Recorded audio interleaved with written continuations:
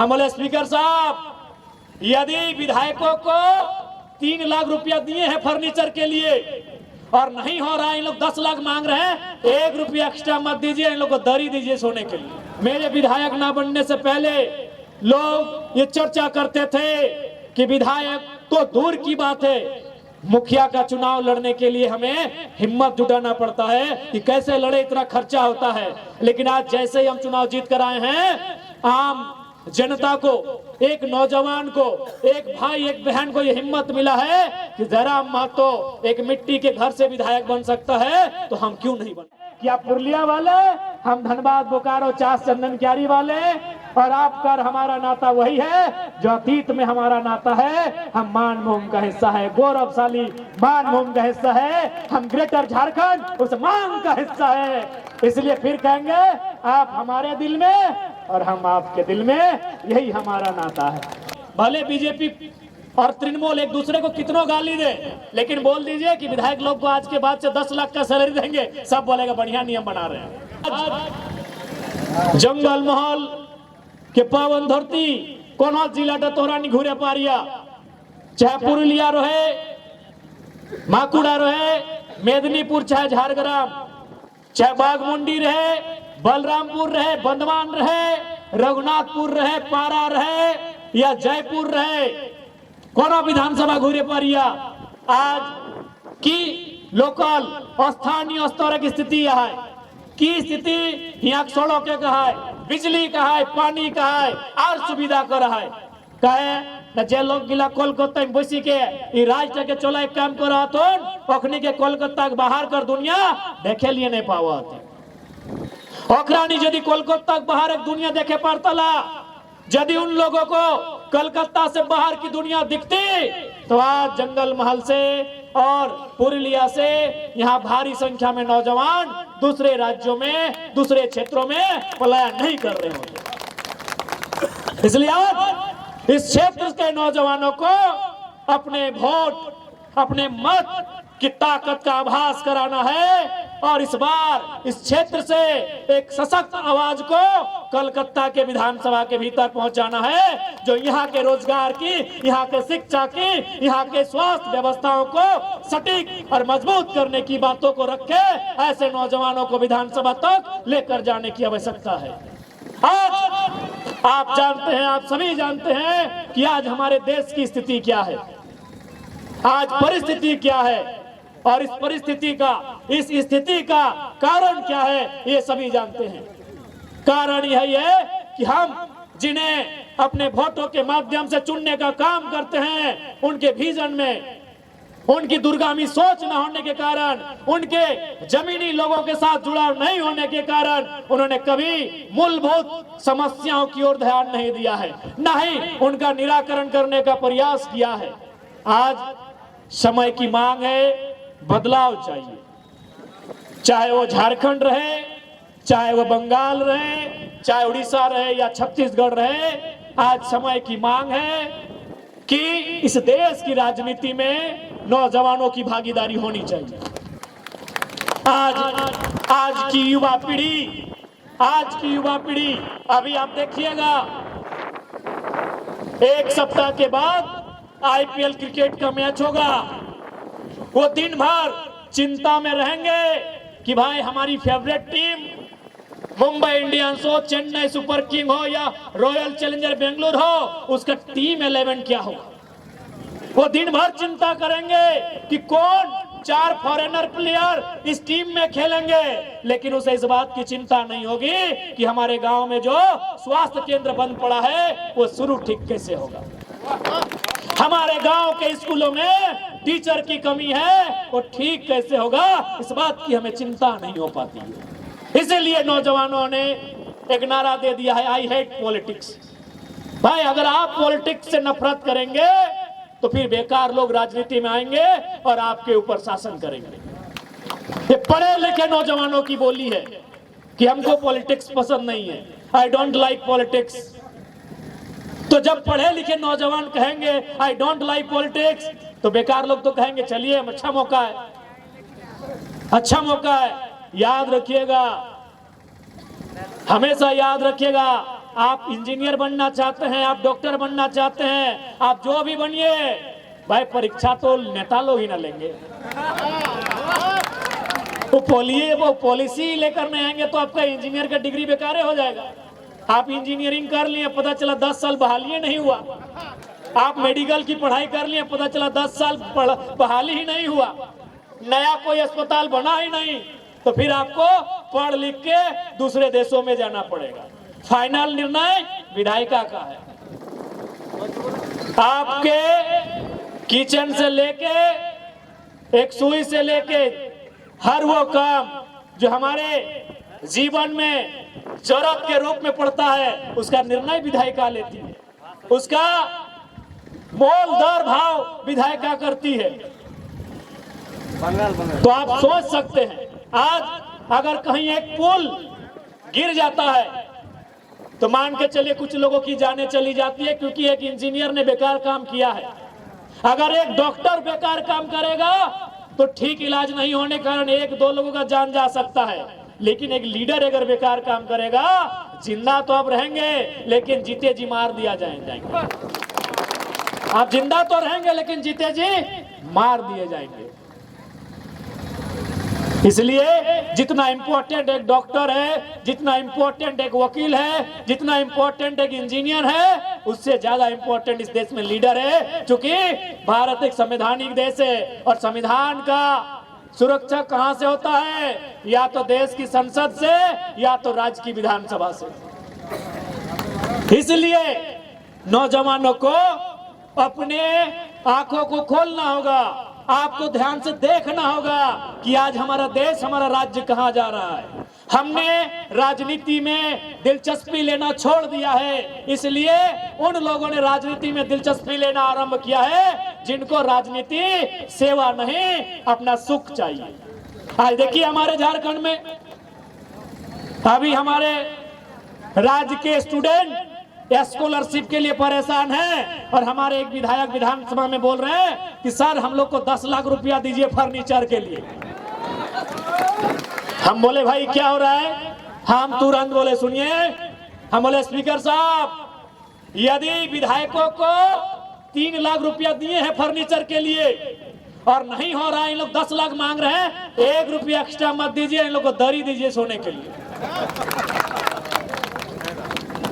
सब बोला भाई एगो विधायक है जो हम लोग का भी काम में टांग अड़ाता है। अरे भले हम लोग का पार्टी अलग है लेकिन सुविधा तो सबको ना मिलेगा, और यही सच्चाई है। भले बीजेपी और तृणमूल एक दूसरे को कितनों गाली दे, लेकिन बोल दीजिए कि विधायक लोग को आज के बाद से 10 लाख का सैलरी देंगे, सब बोलेगा बढ़िया नियम बना रहे हैं।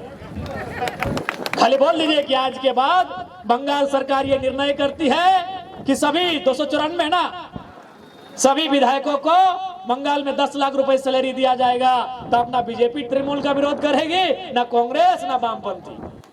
लेकिन आज झारखंड में जैसे ही एक विधायक ने कहा कि 3 लाख से 10 लाख बढ़ा दीजिए हम लोग को फर्नीचर का खर्चा, हम बोले दरी में बिछा के सोइए, जब तक राज्य के स्टूडेंट को स्कॉलरशिप नहीं मिलेगा, जब तक पढ़ने वाले बच्चों को पैसा नहीं देंगे, 1 भी रुपया विधायक को नहीं मिलना चाहिए। क्यों ऐसा हम बोल पाए? न हम आपके बीच से विधानसभा जाते हैं, हम गांव से होकर विधानसभा जाते हैं, हम लोगों की दुखों तकलीफों का सामना करके विधानसभा जाते हैं। आज आप देखिएगा झारखंड में हमारे विधायकों को 4 करोड़ 32 लाख का घर मिला है, 4 करोड़ का। हम क्या किए? अपना पूरे झारखंड नहीं है, बंगाल वाले भी जाएंगे तो कोई दिक्कत नहीं है। हमने कहा 14 नंबर का आवास है, आप अगर रांची कोई काम से आते हैं, परीक्षा देने, हॉस्पिटल के मैटर में, और आप होटल में रुकते हैं तो 1000-2000 रुपया आपका होटल में खर्चा होगा। आप हमारे आवास में आके रहिए। आप यहाँ ये आवास भले विधायक को मिला है लेकिन हम जनता को सौंपने का काम करते हैं। और आप देखे होंगे एक के दिन में 50 गो 100 गो लोग आके वहां रहने भी शुरू करेंगे। और हमारे असेंबली का भी कोई नहीं, हमको वोट भी नहीं दिया है, लेकिन उनको विश्वास है कि विधायक वोट लेने वाला और देने वाला नहीं, जो प्रॉब्लम में है उसकी मदद करता है। ऐसा क्यों हुआ? ना एक नया लड़का राजनीति में आया है। आज झारखंड के विधायकों को 2,13,000 रुपया मंथली सैलरी दिया जाता है। पता नहीं आपके बंगाल में कितना मिलता है, झारखंड से थोड़ा कम ही मिलता होगा। आज हमारे झारखंड के एमएलए को हर महीना जो वेतन होता है, सैलरी होता है, मंथली सैलरी 2,13,000 मिलता है। हमने क्या किया कि भाई हम 50,000 रुपया अपना खर्च के लिए रखेंगे, बाकी 1.5 लाख रुपया हर महीना जितना है वो बीडीओ सीओ बड़ा बड़ा ऑफिसर का तनख्वाह होता है, हर महीना हम बच्चों को, उनको जो पढ़ते लिखते हैं, डोनेट कर देते हैं। अपना वेतन, हम अपना सैलरी, ऐसा नहीं कि 2 नंबर का पैसा। आप जाके देखिए हमारे स्कॉर्पियो में आगे चेक रखा होगा। कोई जरूरतमंद आया कि भैया हमको एडमिशन के लिए 2,000 रुपया कम पड़ रहा है, मेरा रजिस्ट्रेशन के लिए 2,000 रुपया कम पड़ रहा है, भैया मेरा सिलेक्शन स्पोर्ट में हो गया है, जाने का भाड़ा नहीं है, किट नहीं है, तुरंत चेक काटते हैं और बोलते हैं हम तुम्हारे साथ खड़े हैं, क्योंकि एक नया विधायक उनके बीच आया। इसलिए हम कह रहे हैं नया विधायक आएगा जो आपके बीच का होगा, वो समझेगा, वो सुनेगा आपकी तकलीफ क्या है, वो जानने का प्रयास करेगा आपकी पीड़ा क्या है। लेकिन ये पुरानी राजनीति में क्या है कि भाई चुनाव तक ठीक है, ভোটের দিন তো ভালো, ওরা আয়ে নিয়ে জোড়হাত করে ভোট পার ওরা রাজা, বড় বড় মহলে থাকে, বড় বড় জনতার সুধি नहीं ले। वोट के दिन तक उन लोग ठीक है, आके बोलेगा एक बार हमको ही दीजिएगा, जैसे चुनाव खत्म पता नहीं चलेगा विधायक जी कहाँ गए हैं।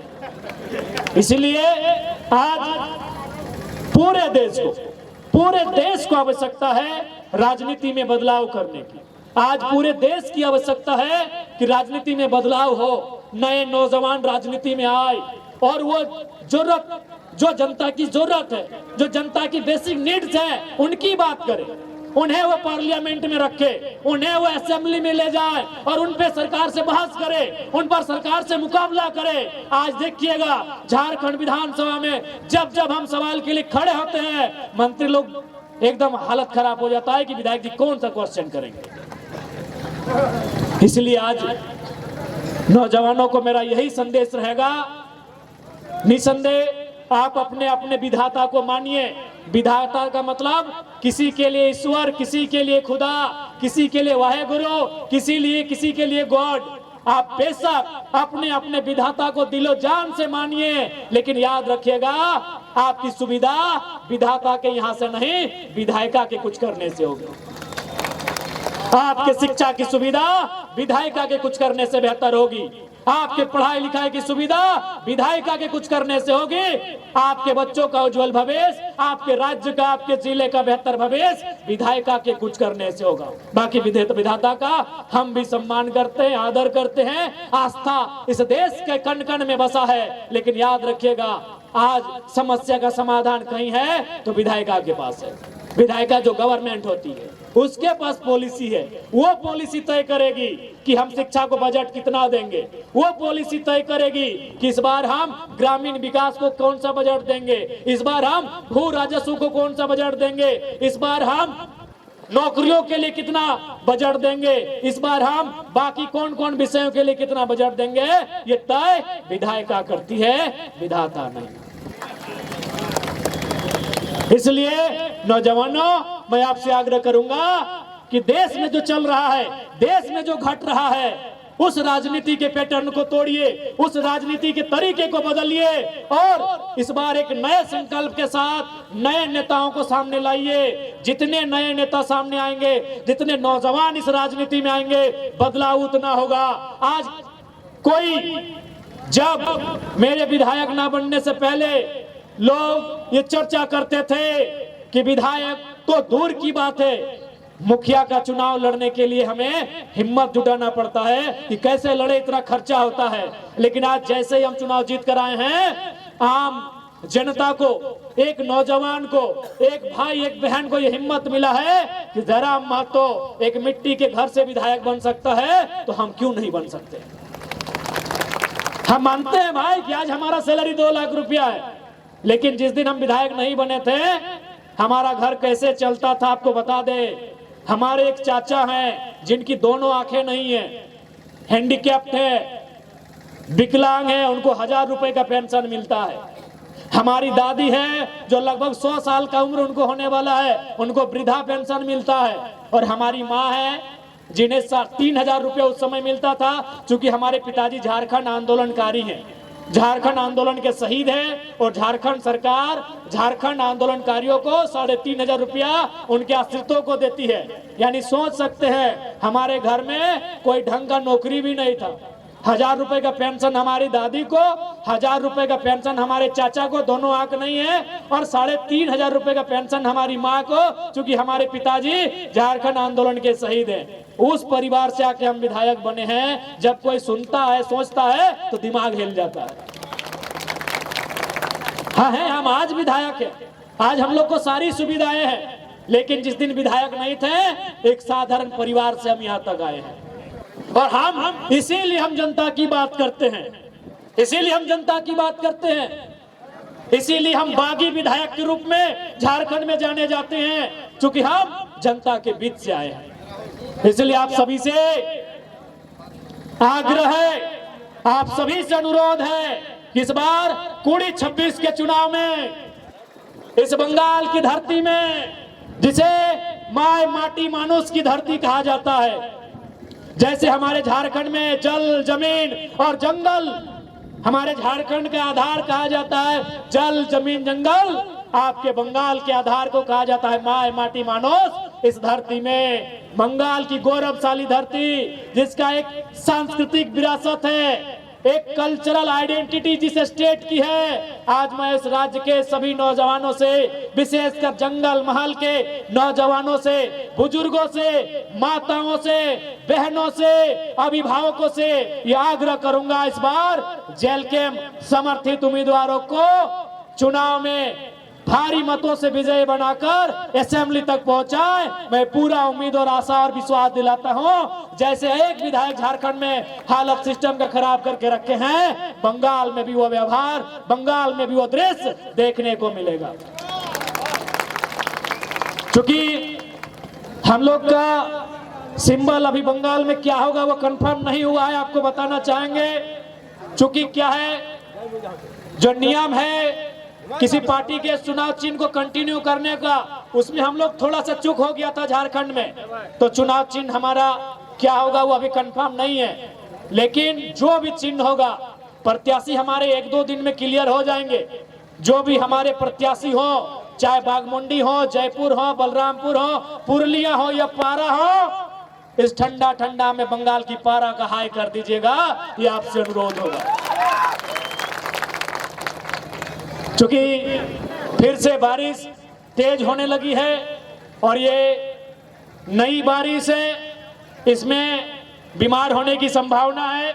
इसीलिए हमें अपने भाषण से, अपने चुनाव की चर्चा से ज्यादा आपके स्वास्थ्य की चिंता है। आपने झारखंड के विधानसभा में मेरा एक बहस सुना होगा, जब हम आंकड़ों के साथ एक दलील दे रहे थे कि झारखंड में प्रत्येक दिन 10 से 12 नौजवान का मृत्यु रोड एक्सीडेंट से होता है, और उनमें मैक्सिमम जो कारण है वो शराब है। इसलिए हमने कहा कि स्पीकर साहब, राज्य सरकार शराबबंदी का कानून बनाए। भले मुझे लोग अब वोट ना करे चूंकि ज्यादा दारू पीने वाला है, लेकिन मुझे अपने वोट की नहीं, उनके बच्चों की भविष्य की चिंता है। हम विधायक नहीं बनेंगे तो कोई फर्क नहीं होगा, लेकिन इस राज्य का 10-12 को नौजवान जो रोज मर जाता है, उसका जिंदा रहना मेरे विधायक बनने से ज्यादा जरूरी है। इसलिए आज ये बारिश की बूंदे हैं, हम लोग कार्यक्रम फिर करेंगे। आपका स्वस्थ रहना हमारी राजनीतिक रैलियों से ज्यादा आपका बीमार ना होना जरूरी है। इसलिए हम नहीं चाहेंगे कि ज्यादा अपने भाषण को आगे बढ़ाए, क्योंकि बारिश फिर से स्टार्ट हो चुका है। आपने अपना कीमती समय दिया, इसलिए सभी का धन्यवाद। और फिर कहेंगे, भले बीच में वो रेखा है झारखंड बंगाल बॉर्डर, लेकिन दिल हमारा वही है। आप हमारे दिल में रहते हैं, हम आपके दिल में रहते हैं। हमारा और आपका नाता बस इतना सा है, हमारा और आपका नाता बस इतना सा है कि आप पुरलिया हैं, हम धनबाद हैं, और दोनों का अतीत मानभूम है। हमारा और आपका यही नाता है कि आप पुरलिया वाले, हम धनबाद, बोकारो, चास, चंदन क्यारी वाले, और आपका और हमारा नाता वही है जो अतीत में हमारा नाता है। हम मानभूमि का हिस्सा है, गौरवशाली मानभूमि का हिस्सा है, हम ग्रेटर झारखंड उस मान का हिस्सा है। इसलिए फिर कहेंगे आप हमारे दिल में और हम आपके दिल में, यही हमारा नाता है। कार्यक्रम फिर होंगे, बारिश बढ़ रही है। पुनः आज के इस कार्यक्रम में उपस्थिति के लिए सबसे पहले पुरुलिया जिला टीम का धन्यवाद, हमारे बंगाल जिला के दोनों प्रभारी का धन्यवाद, मंच में मंचासीन जेल के सभी पदाधिकारी उनका भी धन्यवाद, मीडिया के सभी साथियों का